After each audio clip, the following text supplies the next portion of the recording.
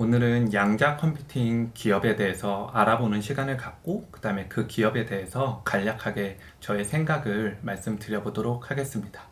일단은 이 양자 컴퓨팅 기술에 앞서서 그 기술이 어떤 것인지 궁금하신 분들은 이 앞전 영상에 간략하게 소개를 드렸기 때문에 그 부분을 참고하고 다시 이 영상을 보시면 좋을 것 같아요. 일단 양자 컴퓨팅 기술이 왜 유망한가에 대한 저의 생각을 간략하게 다시 한번 말씀드리자면, 일단은 책을 팔던 아마존도 지금 클라우드 시장에 뛰어들었고, 주로 서칭과 유튜브를 하던 구글 같은 경우도 클라우드 시장에 뛰어들었고, 윈도우를 팔던 마이크로소프트도 클라우드 시장에 뛰어들었고, 아이폰과 맥을 팔던 애플도 클라우드 시장에 뛰어들었습니다. 그래서 많은 기업들이 결국은 이 클라우드 시장을 장악하기 위해서 지금도 고군분투 자신의 영역에서 열심히 일하고 있다라고 저는 생각이 들고요. 그리고 이렇게 기업에 많은 데이터가 쌓이고 이게 어떻게 보면 빅데이터 형태를 이뤄서 그 전에는 단순하게 이거를 저장하고 송출하고 관리해주는 이런 역할을 했다면, 이제 거기에서 한 발 더 나아가 이 데이터들을 분석하고 해석하는 그런 역할까지 해야 되는 입장에 놓이지 않았나라고 생각이 듭니다. 그렇기 때문에 결국은 슈퍼컴퓨터로 이런 문제들을 해결해 오고 있었는데, 아마도 많은 기업에서 슈퍼컴퓨터로는 이 기술에 한계가 있다 라고 느끼지 않았나, 저는 그렇게 생각이 들고, 그렇기 때문에 결국은 이 빅테크 기업들조차도 양자 컴퓨팅 기술에 관심을 갖고 또는 직접적으로 개발을 하고 있지 않나 라고 저는 생각을 합니다. 그래서 오늘은 조금 투자의 관점으로 이 양자 컴퓨팅 기술을 개발하고 있는 회사들은 어떤 회사들이 있는지 제가 간략하게 크게 4기업 정도 소개를 해보고자 합니다. 일단 크게는 IBM과 구글이 있고요. 여기 분야에서 선구자적인 역할을 하고, 그 다음에 최근에 비교적 생긴 신생 기업으로는 리게팅 컴퓨터와 아이온큐라는 기업이 있습니다. 이 밖에 여러 회사들이 있지만 실제 저희가 주식 투자를 하거나 아니면 상장된 기업을 찾는 거는 이 4개의 기업에서 찾는 게 빠르고, 실제로 이 양자 컴퓨팅 분야에서는 이 4개의 기업이 선구자적 역할을 하고 있다라고 저는 생각이 들어서 이 부분만 설명을 드리도록 하겠습니다.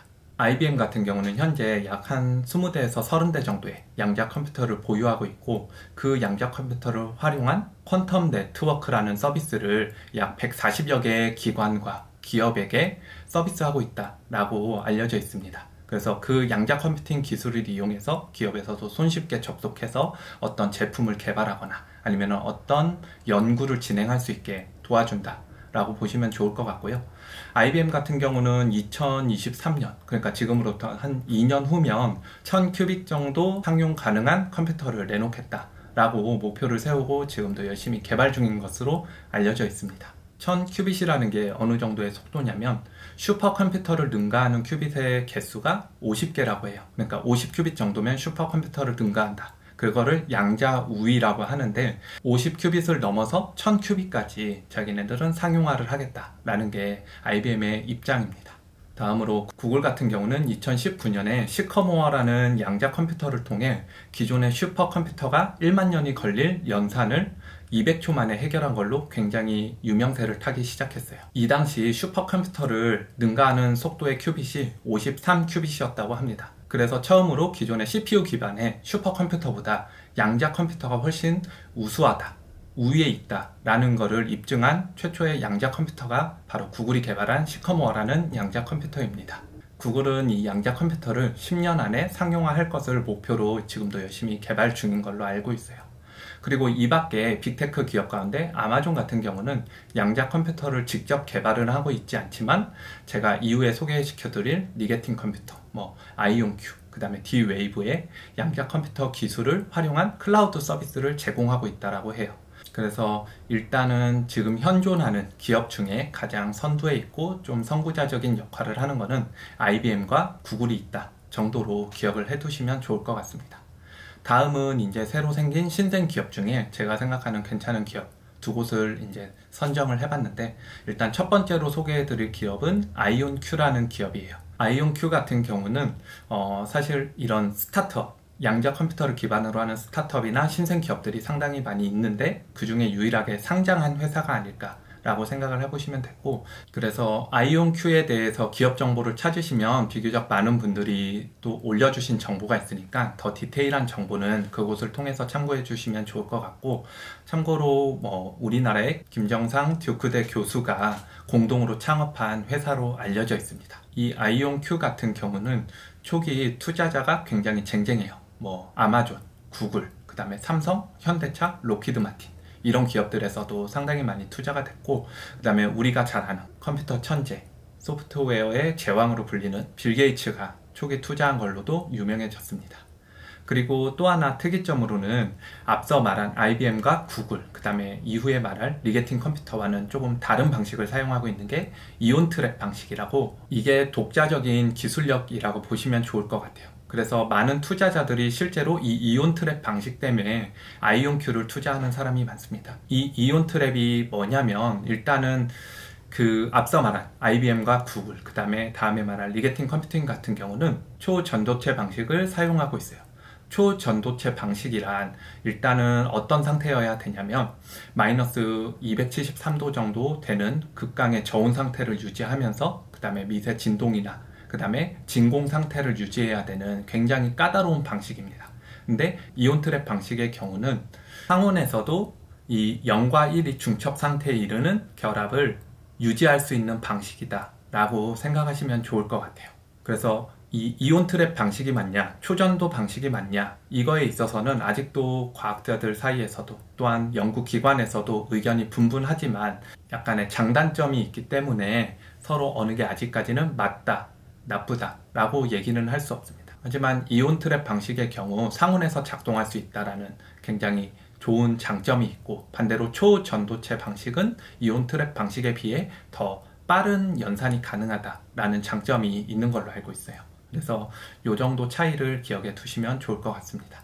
그리고 아이온큐 같은 경우는 2025년까지 72큐비트, 27년까지는 수백 큐비트, 그 다음에 2028년까지 1000큐비트를 상용화하는 것을 목표로 하고 있다고 합니다. 그리고 마지막으로 설명드릴 회사는 리게티 컴퓨팅이라는 회사예요. 리게티 컴퓨팅이라는 회사는 체드 리게티가 설립을 했고, 이 체드 리게티 같은 경우는 IBM에서 원래 양자 컴퓨터를 개발하다가 본인이 직접 이렇게 창업을 해서 지금 이제 얼마 후면 IPO를 통해 회사를 상장한다라고 합니다. 그래서 아마 2022년 상반기쯤이면은 상장 기업으로서 만날 수 있을 것 같고, 그 전에 스펙 상장을 통해서 상장을 하기 때문에 스펙 투자를 하신다면 심볼 SNII를 통해서 투자를 하실 수가 있을 것 같아요. 그래서 리게티 컴퓨팅 같은 경우도 양자 컴퓨팅을 개발을 하고 있고, 그 다음에 올해 80큐비트, 그 다음에 2024년에 1000큐비트, 2026년엔 4000큐비트를 목표로 열심히 지금도 연구 개발을 하고 있다고 합니다. 큐비트의 숫자만 보면 앞선 기업들보다 가장 먼저 높은 수준의 양자 컴퓨팅 기술에 도달할 것으로 예상이 되는데, 이거는 어디까지나 이 기업의 주장이니까 한 번 더 투자하시기 전에는 살펴보실 것을 추천을 드려요. 그리고 한 가지 또 제가 이 기업을 더 관심이 있고, 그 다음에 이 기업을 좀 좋게 보는 이유는, 여러분들도 다른 영상을 보시면 아시겠지만 저는 팔란티어에 대해서 굉장히 이제 호의적이고, 그 다음에 팔란티어의 기술력을 굉장히 높게 평가를 하는데, 이 팔란티어가 전략적 제휴를 맺었다는 점, 그리고 미국 CIA가 운영하는 인큐테일이라는 벤처 펀드를 통해 자금을 공모받았다는 점, 그리고 베세머 투자 그룹을 통해서도 자금을 공모받았다는 점, 이런 점들이 저는 이 기업이 한 번 더 매력적이지 않나 라고 생각이 듭니다. 그리고 이 밖에도 D-Wave라는 기업도 있고, 그 다음에 또 다른 스타트업들, 그리고 중국에서도 많은 기업들이 양자 컴퓨팅 기술에 관심이 있고 열심히 투자, 개발을 하고 있는 걸로 알고 있어요. 그렇지만 제가 오늘 소개해드린 4기업 정도가 현재 우리가 투자할 수 있는 기업 중에 하나가 아닐까 라고 저는 생각이 들고, 그리고 양자 컴퓨팅이라는 게 아무나 뛰어들 수 있는 그런 사업은 아닌 걸로 저는 공부를 하다 보니까 좀 느꼈습니다. 그래서 이 기업들이 모두가 승자가 될지, 아니면 이 중에 한두 기업만 승자가 될지, 그거는 현 단계에서는 사실 판단하는 건 좀 이르다라고 생각이 들어요. 그래서 오늘 내용을 전체적으로 한마디로 좀 정리를 하자면, 양자 컴퓨팅이라는 기술이 현재 많은 기업들에서 사용될 예정이고, 그 다음에 현재 기업들이 열심히 연구 개발하고 있다. 그렇지만 지금 그 수준은 아직 다 걸음마 단계라서 누가 우위에 있고 누가 뒤처져 있고 이런 부분을 명확히 가리기는 힘들다.